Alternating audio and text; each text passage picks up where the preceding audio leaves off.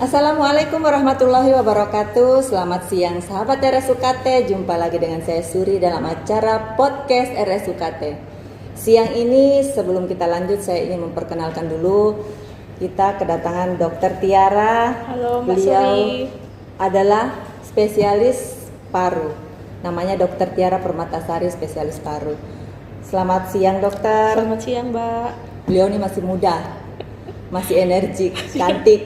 Nah, beliau kebetulan bertugas di Rumah Sakit Umum Kota Tarakan ya dok ya. Kali ini kita akan membawakan tema terkait penyakit paru obstruktif kronis. Ya, agak susah ya. Nanti mungkin sahabat RSUKT bertanya-tanya, PPOK yang biasa disebut PPOK. PPOK.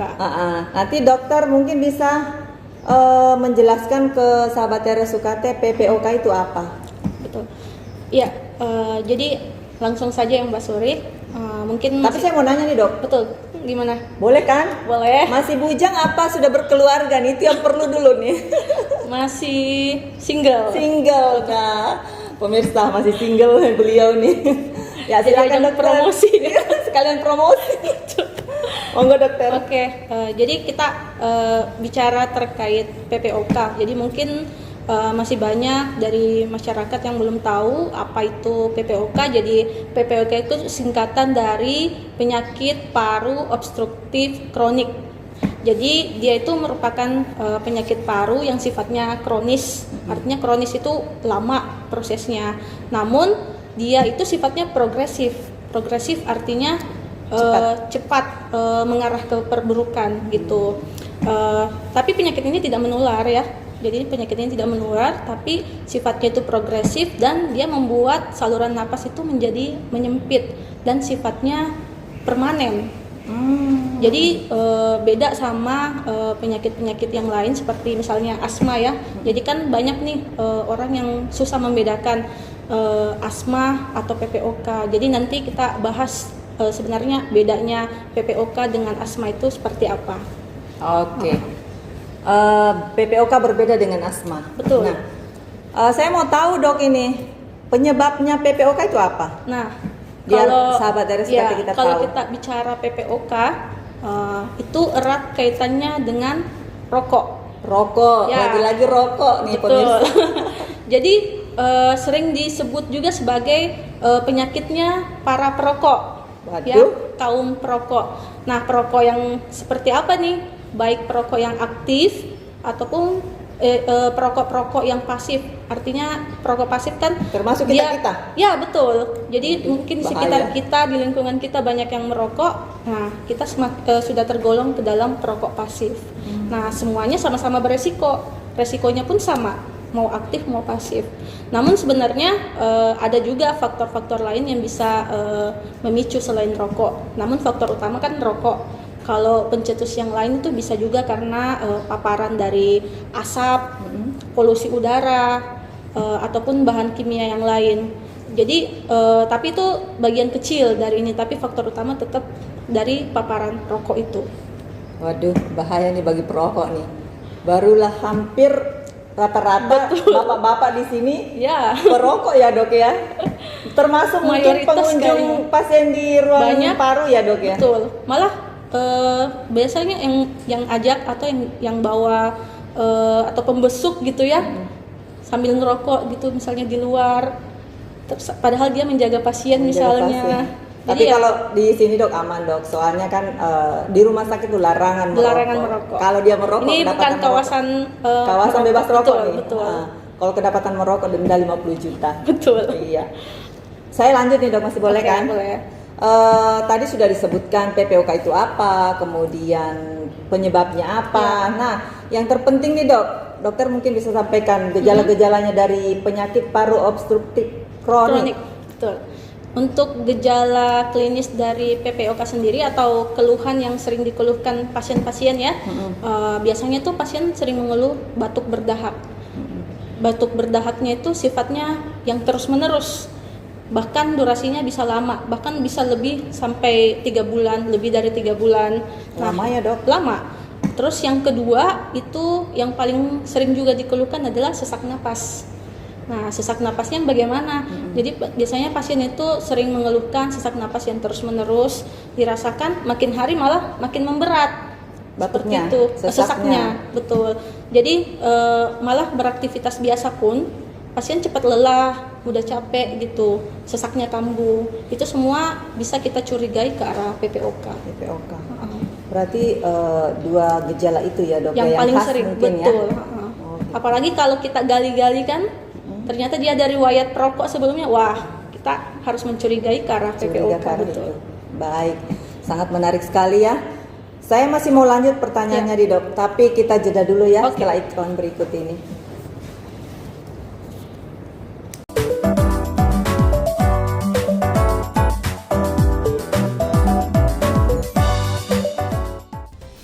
Di balik setiap kesembuhan ada dedikasi.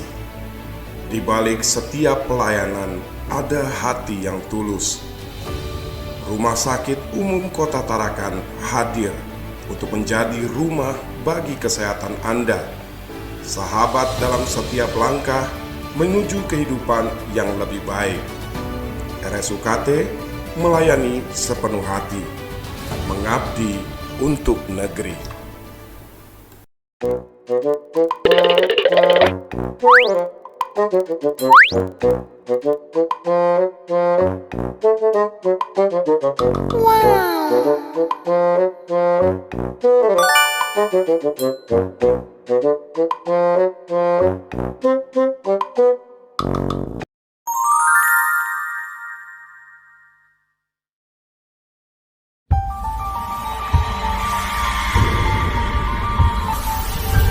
Pilihan Anda, semangat kami. Baik sahabat RSUKT, kita lanjutkan. Sepertinya ini temanya ini kayaknya karena rokok ya dok ya. Betul. Semakin menarik karena kita tahu hampir semua, hampir ya, berarti masih ada lah. Masih ada hampir, yang enggak. Iya, sebagian besar laki-laki ini banyak yang merokok. Sebenarnya perempuan juga ada ya, dok ya? Ada, banyak juga sebenarnya, cuman mungkin tidak terdeteksi Iya. atau jarang ini kan terekspos gitu. Iya betul. Saya juga kadang-kadang pernah sekali-sekali di kafe mendapatkan betul. perempuan loh yang merokok tuh. Ya, kita lanjut dok pertanyaannya. Tadi sudah dibahas tuh gejalanya. Pengobatannya gimana dok? Apakah bisa sembuh tuh PPOK itu? Jadi PPOK itu nggak bisa sembuh ya? Nggak bisa sembuh. Iya. Nah, Jadi dia tidak bisa sembuh total. Kenapa? Karena kan pada PPOK itu dia kerusakan parunya itu sifatnya permanen seperti yang saya bilang tadi. Jadi karena kerusakan parunya sifatnya permanen, artinya dia tidak akan bisa kembali seperti semula. Nah, kenapa PPOK nggak bisa sembuh? Yang sekarang bisa kita lakukan dengan pengobatan itu adalah untuk mencegah terjadinya ada yang namanya eksaserbasi. Apa itu, Dok? Eksaserbasi itu kekambuhan. oh kambuh. Nah, jadi pasien-pasien PPOK ini seringnya kan kambuh tuh, kambuh entah kambuh keluhan sesaknya ataupun batuknya. Nah, itu yang kita mau cegah supaya tidak terjadi kekambuhan yang lebih sering. Kan kalau kekambuhan yang lebih sering artinya mengarah ke perburukan kondisi gitu. Itu yang kita mau cegah sebenarnya dari pengobatan dari PPOK ini. Karena yang sudah rusak gak akan kembali normal seperti sedia kala. Nah, yang sehat ini yang kita mau jaga gitu biar Jangan sampai ini ya, Dok, Iya, ya. betul. Seperti itu. Bahaya ya dok ya, mendengarnya ngeri-ngeri sedap nih. Dok, untuk yang beresiko itu siapa saja sih yang bisa beresiko terkena PPOK itu? Selain mungkin kita yang berinteraksi dengan perokok aktif ya, karena betul. kita termasuk bagian dari yang perokok pasif itu. Ya. Selain itu siapa saja dok yang termasuk beresiko? Sebenarnya kalau semuanya beresiko tanpa terkecuali ya. Jadi bukan hanya perokok seperti yang saya bilang tadi. Jadi paparan yang lain-lain pun juga bisa menjadi salah satu pemicu. Nah, salah satunya mungkin yang kita jarang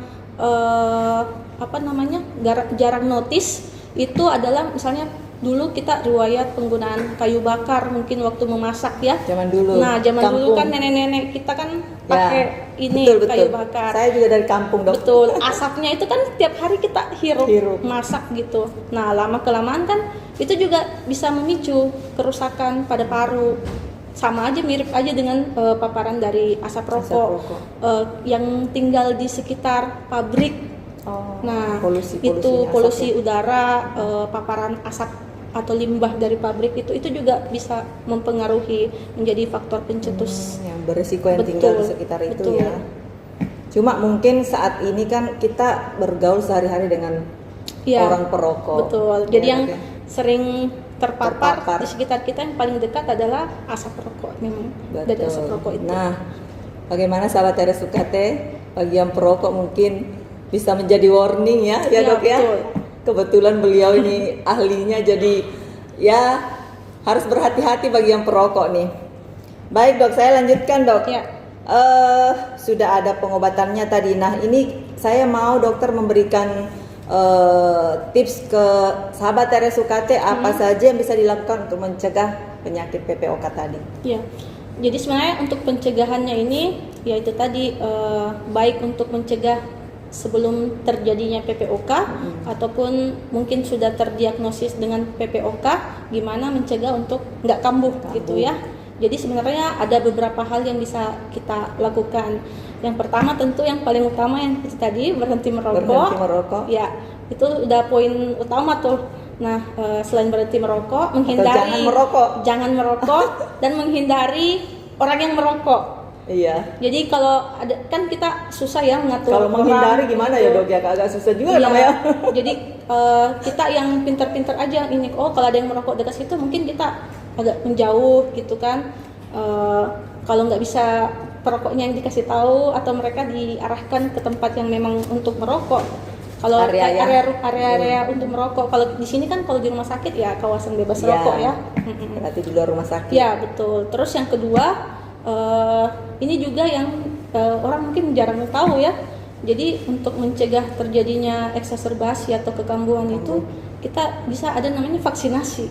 Jadi vaksinasi. orang yang taunya cuma vaksinasi kan kayak mau berangkat haji, umroh, imunisasi bayi. Betul. Nah ternyata vaksinasi seperti vaksinasi influenza, vaksinasi pneumonia itu juga menjadi salah satu cara pencegahan untuk kekambuhan dari PPOK ini. Jadi kenapa? Karena pasien-pasien PPOK kan itu rawan untuk terkena infeksi. Nah, jika pasien PPOK itu terkena infeksi, nah itu yang akan memicu terjadinya eksaserbasi, kambuh lagi. Makanya penting untuk vaksinasi. Vaksinasinya pun biasanya sih sekali setahun seperti itu. Secara rutin dilakukan. Setiap tahun. Betul. Kemudian yang ketiga ya perbaiki lifestyle kan, ya, pola hidup. Ya, dok. Betul. Termasuk berhenti merokok ya dok ya. Betul. Bagaimana saya menghindari teman-teman saya merokok ini dok? Harus vaksinasi berarti mereka ya. Baik dok. Tadi. Iya. Dan satu lagi yang nggak kalah penting juga adalah pasien-pasien ini kan biasanya kita bekali dengan inhaler ya. Inhaler yang mereka bisa pakai tiap hari secara rutin.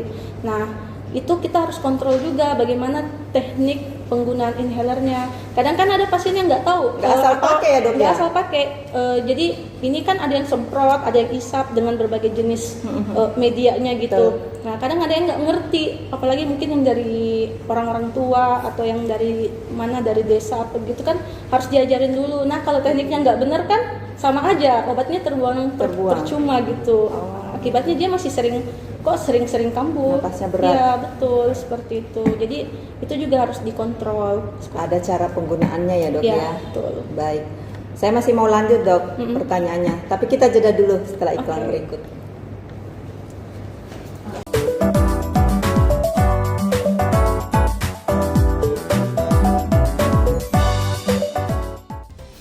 Di balik setiap kesembuhan ada dedikasi. Di balik setiap pelayanan ada hati yang tulus. Rumah Sakit Umum Kota Tarakan hadir untuk menjadi rumah bagi kesehatan Anda. Sahabat dalam setiap langkah menuju kehidupan yang lebih baik. RSUKT melayani sepenuh hati, mengabdi untuk negeri.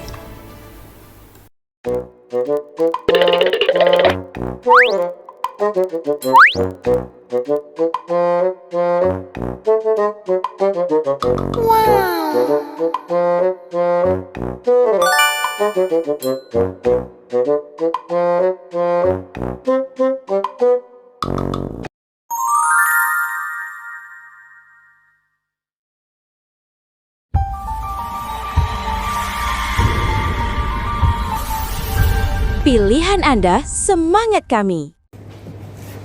Baik sahabat RSUKT, jangan ngantuk ya. Masih ada sesi selanjutnya nih dari Dokter Tiara.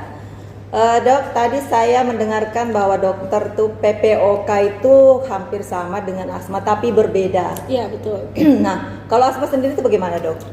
Kalau kita bicara asma, artinya kita bicara tentang imunitas ya, reaksi imunitas. imun. Jadi kalau pada pasien-pasien asma itu dia itu ada reaksi imun yang berlebihan. Jadi kalau bahasa ininya sih hipersensitivitas. Jadi saluran napasnya itu terlalu sensitif. Berlebihan jadi, ya, Dok, betul. Ya? Jadi kapan ada paparan atau pencetus, biasanya sih pasien-pasien yang alergi dengan cuaca dingin, sering yang pakai AC tiba-tiba bengek gitu kan. Ataupun yang paparan debu dan lain sebagainya. Nah, itu gampang kambuh. Nah, kalau tidak ada pencetus atau tidak ada paparannya, mereka saluran napasnya kembali normal. Beda dengan PPOK. Kalau PPOK sudah sekali rusak, nggak kembali lagi. Kalau asma, dia terpapar, saluran napasnya kena, sesak, kita obatin, kembali normal seperti sedia kala. Selama tidak ada paparan atau pencetus, aman-aman aja. Nah, kalau PPOK ada nggak ada ya, kalau udah terlanjur rusak ya rusak, betul, menetap ya, Dok ya. Ya, betul. Menyinggung sedikit asma, Dok. Biasanya kan ada orang yang bilangnya dari bawaan lahir, ada juga yang dapatnya ketika setelah dewasa atau anak-anak itu gimana itu, Dok? Jadi asma itu sebenarnya ada banyak macamnya ya. Banyak. Cuma kita kan taunya secara umum. Jadi asma pada umumnya dia memang genetik, ada bawaan mungkin dari orang tua atau dari nenek-nenek sebelumnya. Cuman kan kita nggak tahu kalau selama tidak ada gejala. Nah, umumnya muncul pada saat usia masih kecil. Namun ada juga yang muncul pada saat dewasa. Malah ada juga asma itu diakibatkan karena kerja. Ada yang muncul pada saat dia misalnya bekerja di suatu tempat, kok jadi sering-sering asma. Jadi namanya tuh asma kerja. Ada asma akibat kerja, ada asma yang diperberat kerja. Diperberat kerja itu artinya dia dulu sudah ada riwayat asma. Bekerja di tempat A misalnya, malah sering kambuh asmanya. Jadi kita bilangnya diperberat kerja. Ada juga asma pada kehamilan. Jadi dulu dia tidak ada riwayat asma. Pada saat hamil baru kelihatan gejalanya, baru kena asma seperti itu. Jadi sebenarnya asma itu banyak. Ada juga asma dewasa. Jadi dia tuh late onset. Jadi munculnya pada saat dewasa gitu. Tapi pada umumnya memang munculnya pada saat usia masih anak-anak. Tapi sebenarnya banyak macamnya kalau asma itu. Iya. Oke, Dok. Kalau pembahasan asma mungkin ini saya mengupas sedikit aja tadi.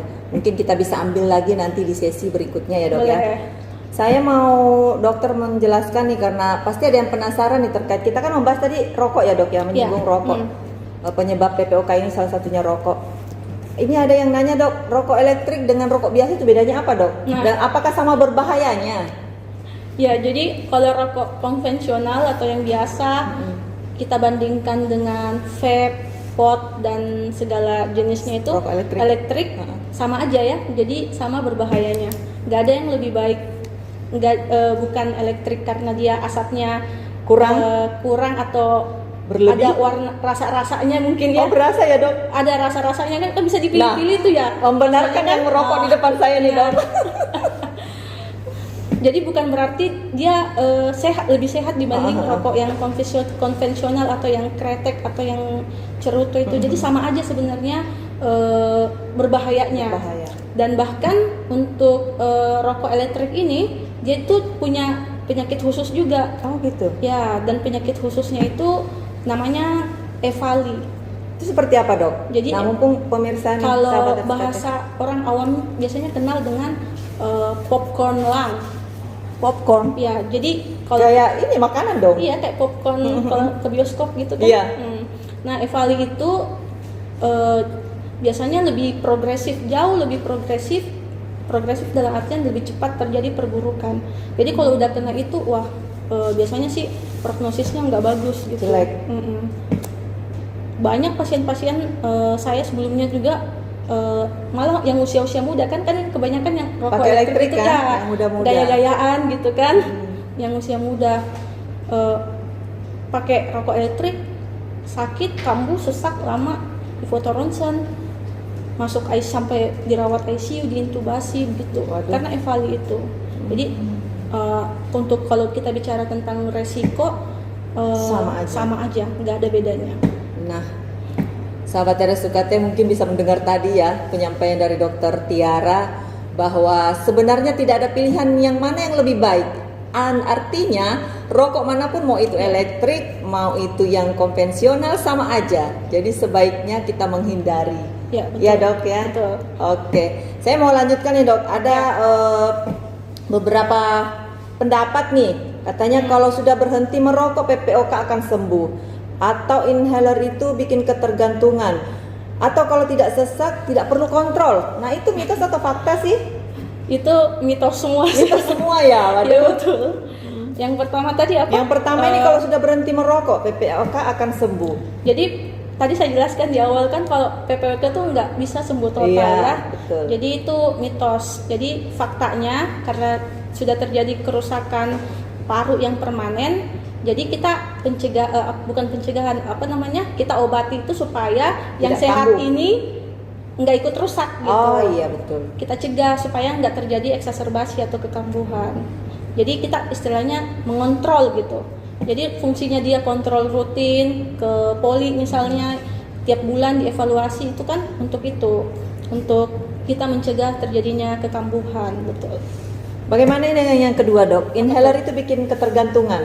Nah ini juga nih, banyak beberapa pasien saya juga di poli itu sering takut, malah jarang memakai inhalernya. Inhaler. Karena Takut pikirnya, ketergantungan. betul, dok saya takut ketergantungan dok kalau pakai ini terus kayak gini kan. Jadi mereka sebenarnya belum paham fungsi dari inhalernya itu. Jadi kan inhaler itu fungsinya selain sebagai pelega, jika dia sesaknya kambuh, dia juga ada fungsi sebagai controller. Jadi controller itu apa? Jadi dia bisa mengontrol. Kan kita yang mau mencegah supaya saluran napasnya ini nggak menyempit kembali gitu kan. Maksudnya Tetap longgar. Kita saluran napasnya ini tetap terjaga agar tidak terjadi kekambuhan. Makanya dia tetap dipakai. Jadi dipakainya itu rutin. Sesak nggak sesak tetap dipakai. Seperti itu. Saya juga tadinya berpikir dok kalau tidak sesak nggak perlu pakai inhaler. Sebenarnya dia harus dipakainya secara rutin dan dengan teknik yang benar. Nah yang salah juga kadang mereka kan, dok saya pakai ini kok nggak berasa apa-apa, nggak mungkin bereaksi gitu. harus dicek dulu cara pakainya kayak gimana. Makanya biasa pasien kalau di poli itu kalau dia bawa inhalernya, kita lihat dulu caranya, coba biasanya pakainya kayak gimana. Jadi kita lihat caranya dia gunain inhalernya, dia isap tuh udah betul atau belum. Kalau belum betul, nah kita ajarin yang betul seperti apa. Karena banyak yang masih bingung gitu kan, betul. Asal pakai aja ya Asal dok ya. pakai aja.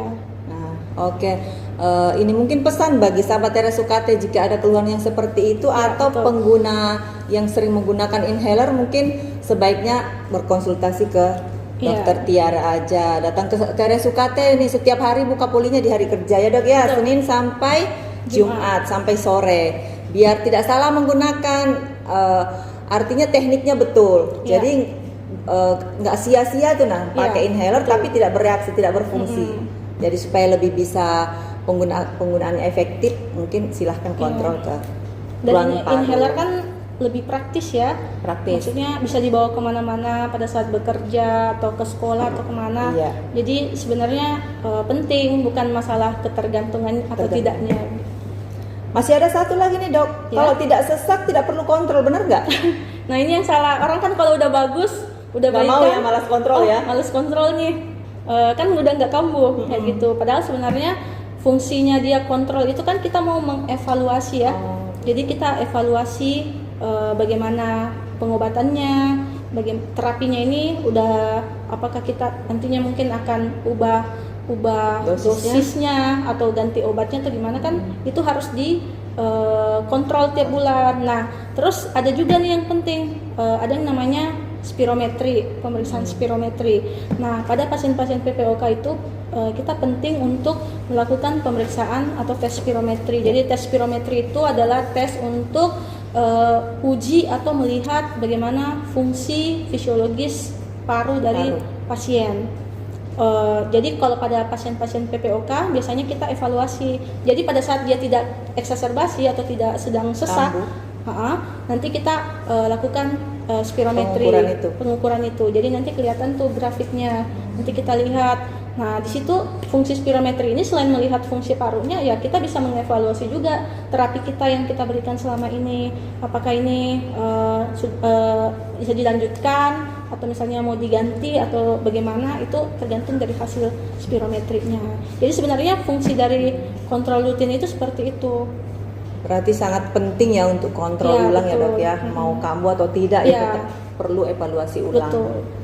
Sangat menarik sekali ya perbincangan kita siang ini dok ya, meskipun pada mengantuk, tapi saya sendiri dapat ilmu nih, pencerahan dari dokter Tiara. Dok, terakhir mungkin penutupnya dok, pesan-pesan untuk sahabat RSUKT apa sih yang bisa mungkin jadi ilmu baru buat mereka, pengetahuan?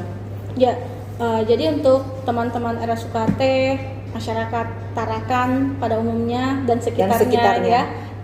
Jadi kita kan dianugerahkan paru-paru nih dari lahir hingga sekarang tidak pernah berhenti bekerja ya. Jadi tolong sayangi paru-parunya, dijaga paru-parunya. Yang masih merokok ya mungkin bisa berhenti merokok mulai hari ini, karena investasi terbaik untuk kesehatan kita, terutama kesehatan paru, itu adalah dengan berhenti merokok. Dan tentu saja yang pola hidup sehat ya, lifestyle. Iya. Kata penutup, berhenti merokok, jauhi rokok, dan pola hidup yang sehat. Betul. Siap. Terima kasih atas waktunya Dr. Tiara. Mbak Suri. Sehat selalu. Baik sahabat RSUKT, kita akhiri dulu podcast kita siang ini. Semoga sehat selalu. Salam sehat dari kami bersama Dr. Tiara. Pilihan Anda, semangat kami. Assalamualaikum warahmatullahi wabarakatuh.